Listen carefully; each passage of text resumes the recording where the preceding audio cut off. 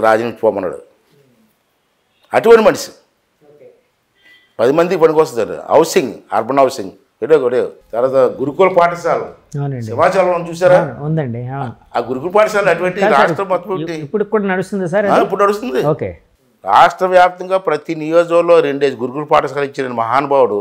అప్పుడు ఉమ్మడి రాష్ట్రంలో అప్పట్లో గురుకుల పాఠశాలలో చదవడం అంటే చాలా అచీవ్మెంట్గా పెద్ద ఏదో యూనివర్సిటీలో సీట్ వచ్చిన ఫీల్ అయ్యేవాళ్ళు. అటువంటి గురుకుల పాఠశాలకు శంకుస్థాపన చేసిన ఎవరు? రామారావు గారు కదండి. అలాంటి ఎన్ని చేసాడండి మహానుభావుడు. ఆడవాళ్ళ కోసం పద్మావతి మహిళా యూనివర్సిటీ తిరుపతిలో పెట్టింది అతను కదండి. హాస్పిటల్ ప్రతి కాన్స్టిట్యున్సీకి 100 పడకల హాస్పిటల్ ఇచ్చింది అతను కదండి.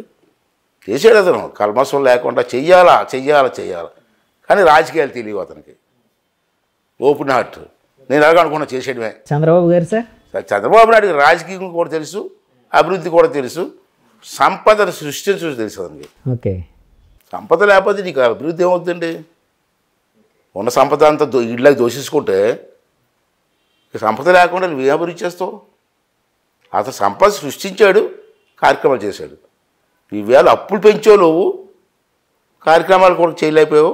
కొన్ని కార్యక్రమాలు వాలంటీర్ వ్యవస్థ అంటావు, అమ్మ ఒడి అంటావు, ఇవన్నీ కరెంటు మీద ఛార్జీలు పెంచేస్తావు, బస్సు ఛార్జీ అన్నీ పెంచావు కదా నువ్వు. సార్ మీరు ఇప్పుడుండే ముఖ్యమంత్రి గారు లేకపోతే మంత్రివర్గం కానీ సంపద దోచుకుంటున్నారు అని మీరంటారు. వాళ్ళు ఏమంటారు? మేము దోచుకోవడం కాదు, ఏది సంపదని మేము ప్రజలకు పంచుతున్నాం కదా అని వాళ్ళు అంటారు. ఇందులో దేన్ని నమ్మాలంటారు? అది ఇలాంటి మేధావులు కూడా అటువంటి క్వశ్చన్ వేస్తే నేను ఏం చెప్తాను చెప్పండి. అది చెప్తాను. ఇసుక ఉందండి, ఇసుక ఉంది. ఇసుక ఎక్కడికి వెళ్తుంది ఇప్పుడు చెప్పండి. ఓపెన్గా మా డిస్కషన్ మీరే చెప్పాలి సార్. ఎక్కడికి వాళ్ళే దోచుకొని వెళ్ళిపోతున్నారు. తెలంగాణ వెళ్ళిపోతుంది, చెన్నై వెళ్ళిపోతుంది, లారీలు ఇసుక. ఇక్కడ లోకల్గా మనకి కన్స్ట్రక్షన్ ఇసుక లేదు. మనకు సరిపోగా ఇసుక మనం ఇచ్చుకొని పైన నమ్ముకోవచ్చు గవర్నమెంట్. కానీ మన ఇసుక అంతా తీసుకెళ్ళి ఎక్కడే మనిషి ఇసుక మొత్తం దోషించుకుంటాం. అనకాపల్లి ఏరియాలో గ్రావెల్ కొండలు కూడా మాయమైపోతున్నాయి. చూస్తున్నాం కదా, మాకు రోజు చూస్తున్నాం కదా. విశాఖపట్నంలో ప్రైవేట్ ఆస్తులు నాకు తెలిసి 43,000 కోట్లు ప్రైవేట్ ఆస్తులు బలవంతంగా సంతకాలు పెట్టుకున్నారు తెలుసా మీకు? మరి ఎందుకు సార్ వాళ్ళందరూ బయటికి రాలేకపోతున్నారంటారు? నిజంగా మీరు అన్నదే నిజమైతే భయం అండి. అంటే వాళ్ళకి ప్రైవేట్ ఆస్తులు అన్నారు కదా సార్. ప్రైవేట్ ఆస్తి అనేటప్పటికి అంటే అమ్మడమో కొనడమో జరుగుతూ ఉండొచ్చు కదండి, లావాదేవీలు జరగచ్చు కదా, ఆర్థిక లావాదేవీలు కదండి. సో అలాగే ఇచ్చే ఉండొచ్చు. ఆస్తి ఉందండి, విజయసాయి రెడ్డికి నచ్చింది మీ ఆస్తి, మీ కౌరు పెట్టేస్తారు అంటనే. నీ రేటు కట్టే డబ్బులకే చీప్గా ఈ రేటుకి ఇచ్చే మీరు నో అన్నారు అనుకోండి, 22A కలెక్టర్ గారికి పోయి 22A పెట్టేస్తున్నారు గవర్నమెంట్ భూమి అని. ఇంక మీరేం చేస్తున్నారు? నాకెందుకు బాధలని చెప్పి ఎంతగా తెచ్చుకోండి. అలాగే 43,000 కోట్లు లాగేశారు. మొన్న గాదిరాజ్ ప్యాలెస్ ఉందండి, నేనే మాట్లాడాను. అవునండి, మీరు మాట్లాడారు. దాని మీద కూడా క్వశ్చన్ ఉంది నాది. యాక్చువల్గా గాదిరాజ్ ప్యాలెస్ మీద మీరు మాట్లాడారు. అంటే ఏంటి?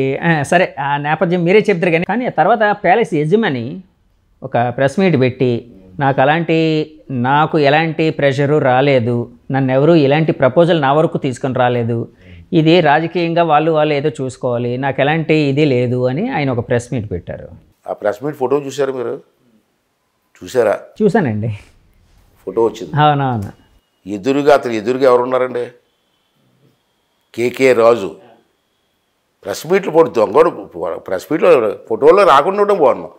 అతను అక్కడ ప్రెస్ మీట్ చెప్తుంటే ఎదురుగా ఉండి అతని చేత బలవంతంగా చెప్పించారు. అది ఎదురుగా నుంచున్నాడు.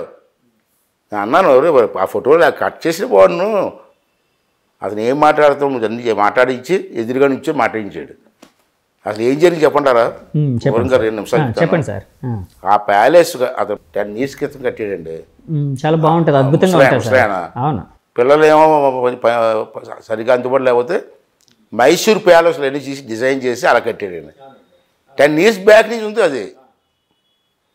మొన్న మధ్యన 2-3 వారాల క్రితం మేడం గారు వచ్చారు వైజాగ్. ఏ మేడం గారు అండి?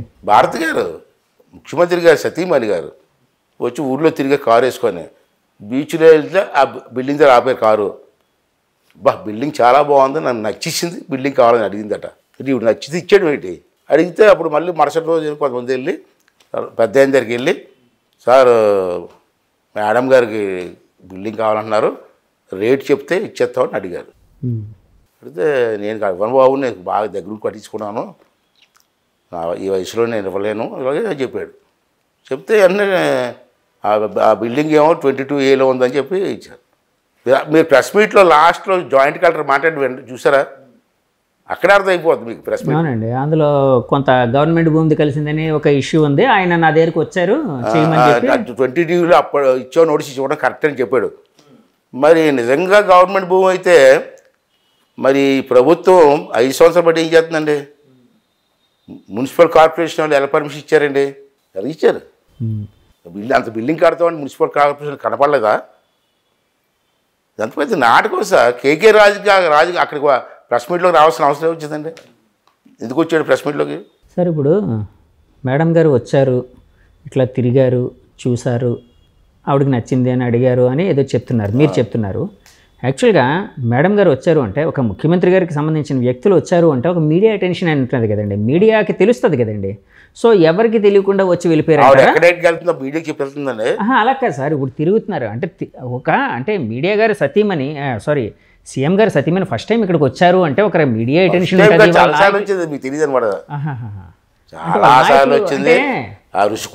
నేను ఎందుకు అడుగుతున్నానంటే, మీరు చెప్పే దాంట్లో మీరే ఒక కథ అల్లుతున్నారేమో అనిపిస్తుంది కదండి, అలా అనుకోవచ్చు కదా.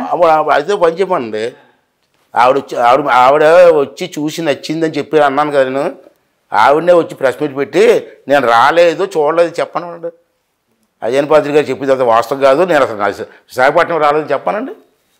ఎందుకు చెప్పలేదు ఆవిడ? రుషికొండ మీద ఎన్నిసార్లు వచ్చింది మీకు తెలుసా? వచ్చారండి 4-5 సార్లు వచ్చింది బిల్డింగ్ చూడడానికి. భార్య భర్తలకి అంత బిల్డింగ్ అవసరం అంటే 430 300 400 కోట్ల బిల్డింగ్ అవసరం అండి ఇద్దరికైనా. ఎన్ని కోట్లు సార్? అది 435 రాశారు, పేపర్లో రాశారు. అవసరం అది ఇద్దరు ఉండడానికి. దాన్ని యాక్చువల్గా అంటే గవర్నమెంట్ పరంగా ఉపయోగించుకోవడానికి కూడా కడుతున్నాం. కొండ మీద కట్టబెట్టి ఇంకో కొండ మీద కట్టచ్చేదండి, అక్కడ ఆల్రెడీ టూరిస్ట్ స్పాట్ అది.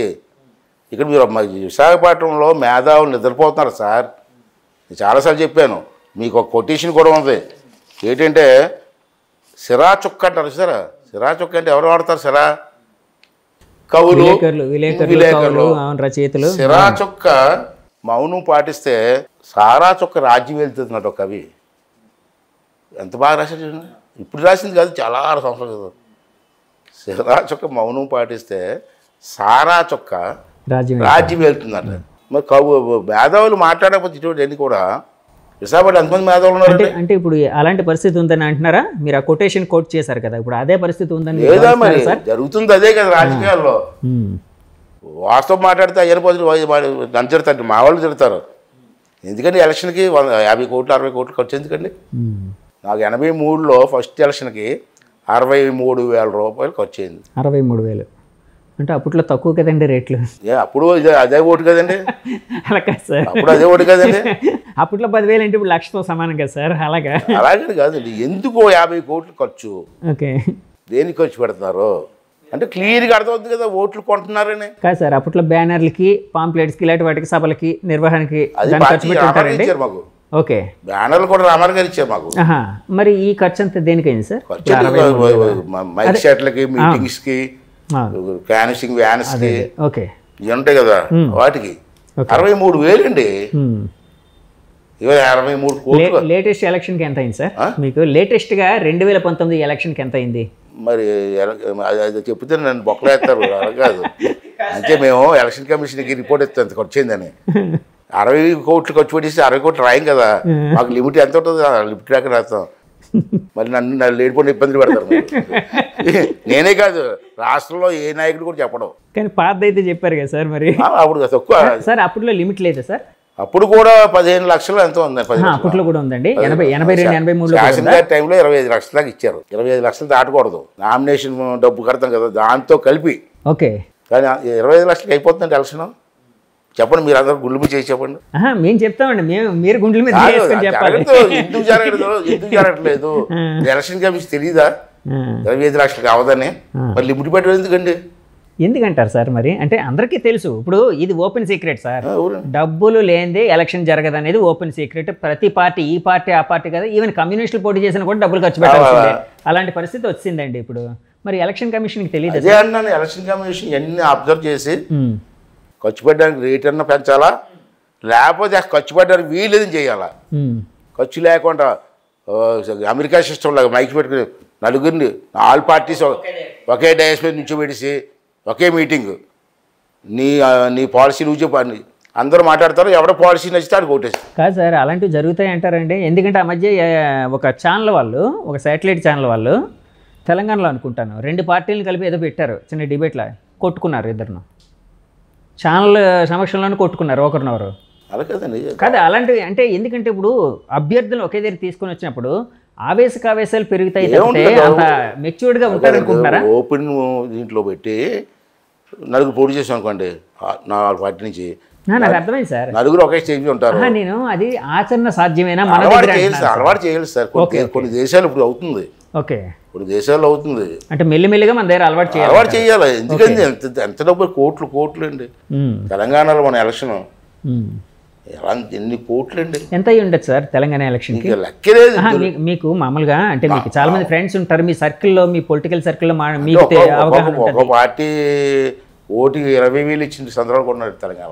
ఓటుకండి 20,000? 20,000. కొన్ని పార్టీలు అయితే 2,000, 3,000 వాళ్ళు తగ్గట్టుగా. ఎందుకంత అవసరం? టీవీల్లోనూ మాట్లాడించి పబ్లిక్ మీటింగ్ పెట్టేసి దీంట్లో ఎంత మాట్లాడారు కాబట్టి మీకు నచ్చినోడు కోటి ఏంటి వదిలేసి పోయిపోయారు. సార్ ప్రజల్లోని ఒక రకమైన ఒక ఆలోచన అయితే వచ్చిందండి, ఏ పార్టీ వచ్చినా అవినీతి కామను వాళ్ళు, అంటే ఎంత నిజం ఉందనేది నేను మాట్లాడట్లేదు, అంటే వాళ్ళు వచ్చిన ఆలోచన కోసం చెప్తారు. ఇప్పుడు ఆపరేషన్ లేకుండానే మోకాళ్లకు ప్లాస్మా ట్రీట్మెంట్, మీ ఆర్థోపెడిక్ సమస్యలన్నిటికీ రోబోటిక్ టెక్నాలజీ ద్వారా తక్కువ ఖర్చుతో శాశ్వత పరిష్కారం, ఫ్రీ కన్సల్టేషన్, ప్రతి ట్రీట్మెంట్ పై 20% డిస్కౌంట్. ఈ ఆఫర్ కొద్ది రోజులు మాత్రమే, త్వరపడండి. V9 hospitals 9281465842.